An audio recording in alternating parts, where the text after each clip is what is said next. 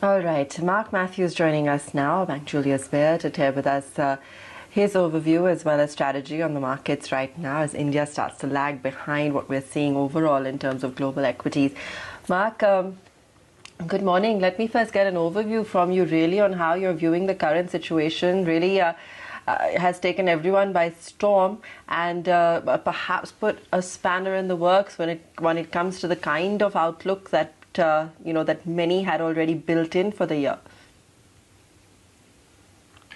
Absolutely. I think it's the biggest surprise of this year is the COVID resurgence in India. And as you well know, it's on the front pages of all the important financial newspapers of the world. What I watch very closely is the daily new cases in Maharashtra and Mumbai. Maharashtra looks like it's starting to plateau. Mumbai actually yesterday, I think at 7,700 new cases was the lowest since the 30th of March.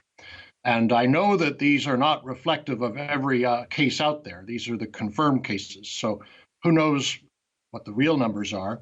But if it's indicative of some kind of trend, and we know the second wave started in Maharashtra, then we can hope that the rest of the country should see a similar plateau and then decline in the next 3 or so weeks. If that's the case, then I think that rather than looking at a real calamitous situation for the economy, we would be looking at pent-up demand coming back in the remaining 3 quarters of the fiscal year. And probably that explains why the market is not down as much as one would have thought it would be, given the tragedy of the situation.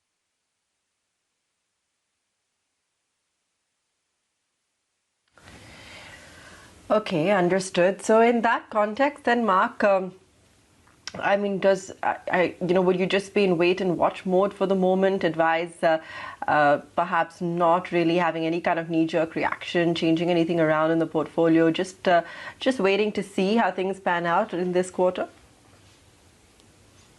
Well, I'd like to think that we're a little bit more proactive than that, but actually, I shouldn't laugh because you're right.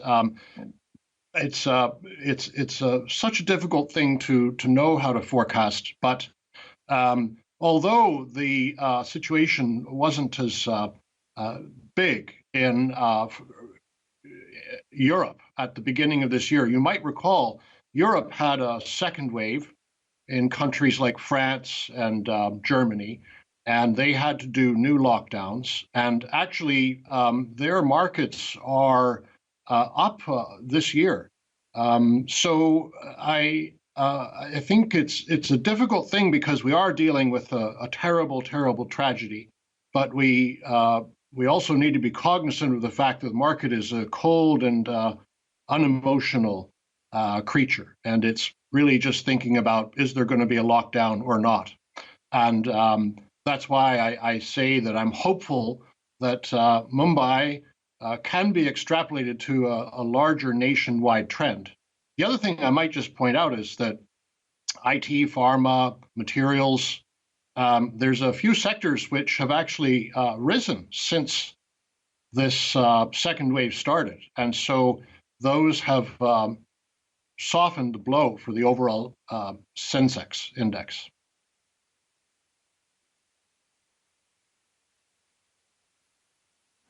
Mark, do you also believe the other worrisome factor is the fact that currency has weakened as opposed to other currencies, and especially pegged as opposed to the dollar, the INR that is, and that's also weighing heavy on the sentiment on India, especially when it comes to the FII money pouring in?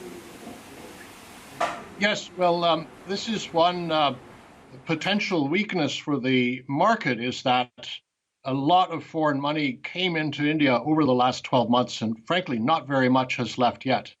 And so I'm a little surprised, actually, but I guess that other people are taking a similar view that rather than pushing the panic button, just stay invested because it could be over within a month, or at least enough signs are there to show us that this second wave is rolling over. Maybe we don't need to wait a month. Maybe much less than that.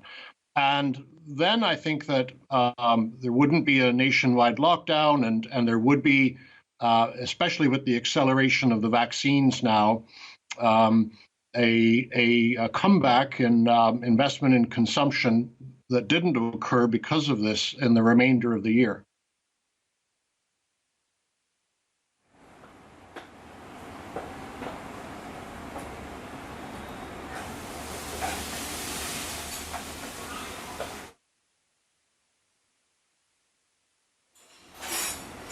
Right.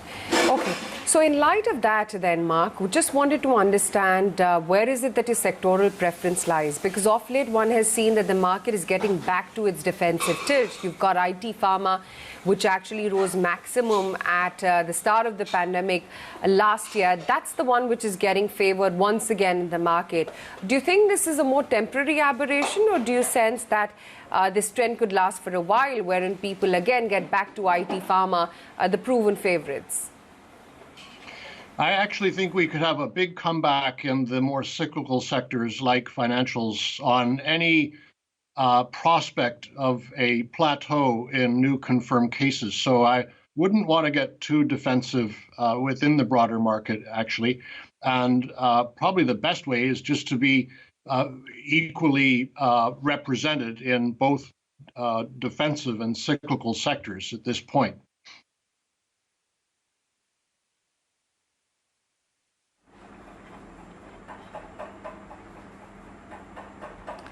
Right.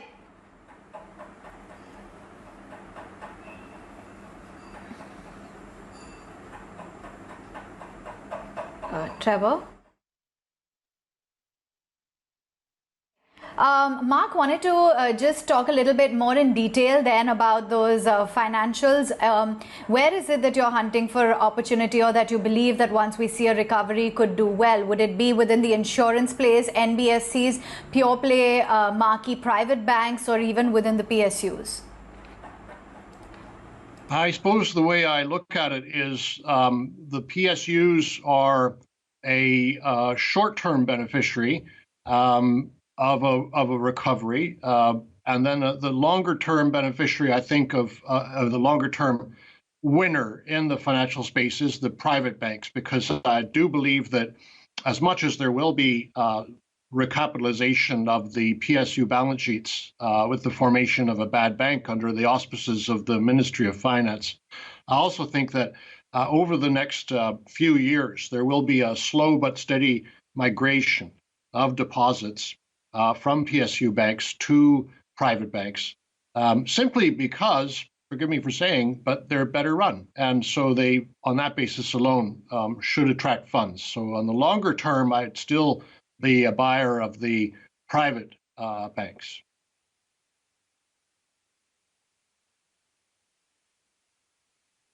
Fair enough. Sticking with the private sector banks, that's the view coming in. What about your outlook on what's happening with the consumption plays, given that on the one hand, we are seeing that strong demand as well kicking in, the rural play working in its favor, but then the ugly head of inflation as well and high raw material prices rear their head. So how are you looking to approach the consumption basket, particularly FMCG?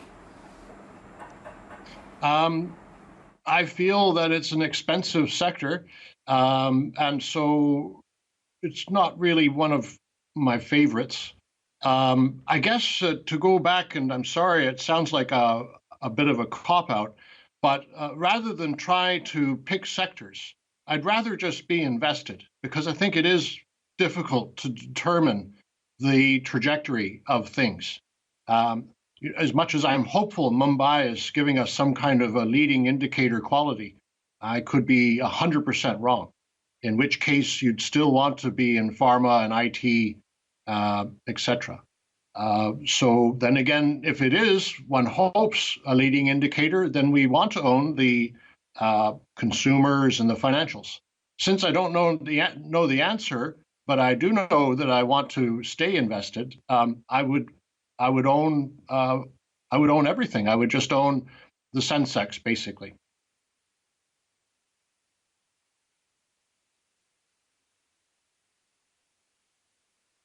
Okay.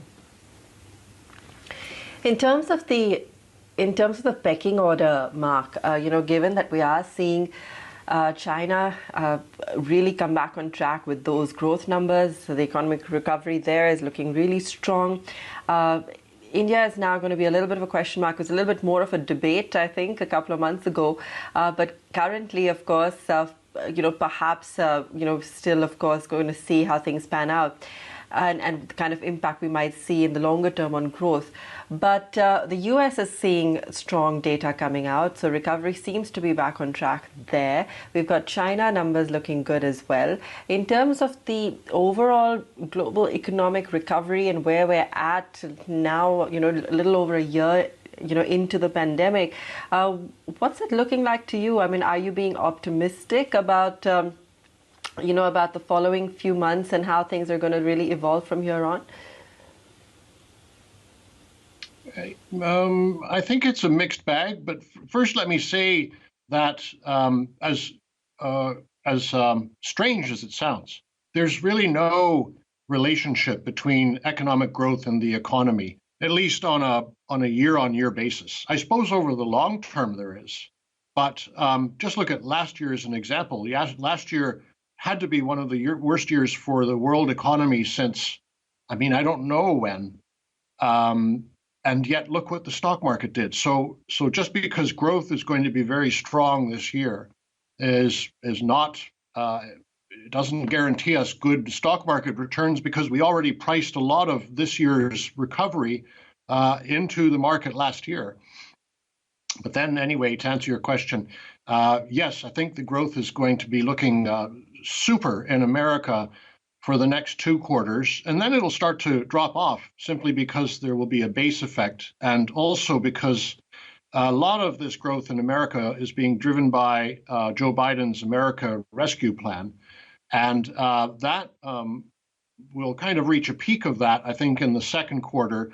The plans that he's got coming up, the family plan and the jobs plan, will be financed by higher taxes and will be spread out over about 8 to 10 years. So the magnitude of their impact on the economy will be much smaller.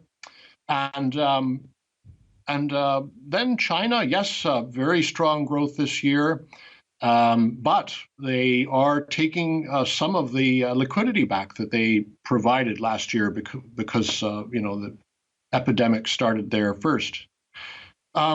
I like China, though, precisely because they've been taking this money out of the market, it has come down quite a bit. It's one of the few markets that's down so far this year among the major markets in the world.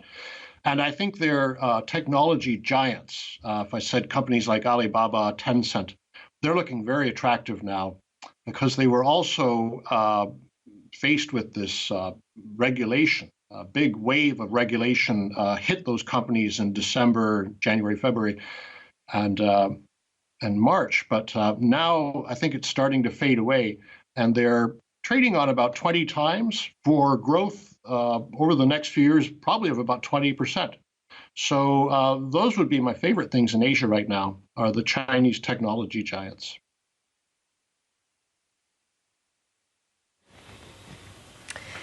Okay, and slightly speculative here, Mark, but we haven't heard too much in terms of those negotiations getting back on track now with the new President Biden, as well as China. So US-China relations, we don't really know how those are going to evolve under the new presidency.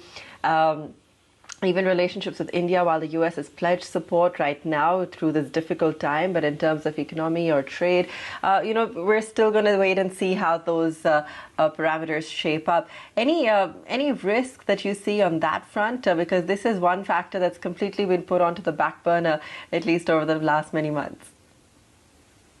The geopolitics have clearly become worse, haven't they? We all know that. That's no surprise over the last few years. And yet, the markets haven't really seemed to mind that much because we've had strong markets over the last few years. So I don't precisely know what that means, but at least as far as the relation between the US and China goes, it's what people call a decoupling or a bipolarization. where there are two blocks. The block we're already aware of, which is the American consensus on the way the world is working now, and that's largely been the case since World War II, hasn't it? But then you have this merging bloc, the China bloc, and that in itself has a lot of growth coming from China first and foremost. You have to remember, as much as it's a big economy, per capita GDP there is still just 1/6 what it is in America. Actually, the average Chinese person doesn't have a very high income. So there's the potential to grow a lot there, just like there is in India. And therefore, as much as the geopolitics are it's sad to see the deteriorating diplomatic relationships.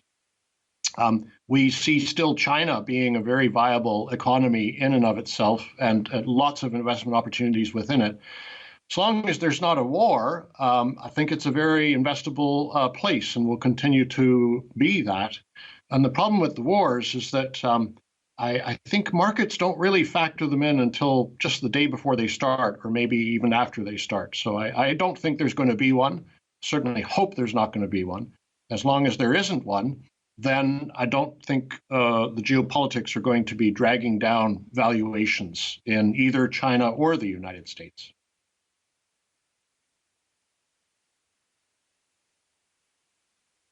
Mark, it's been a pleasure chatting with you. Appreciate you taking the time out and joining in with your take on the markets, individual sectors, and how you see the India story panning out in light of the COVID pandemic.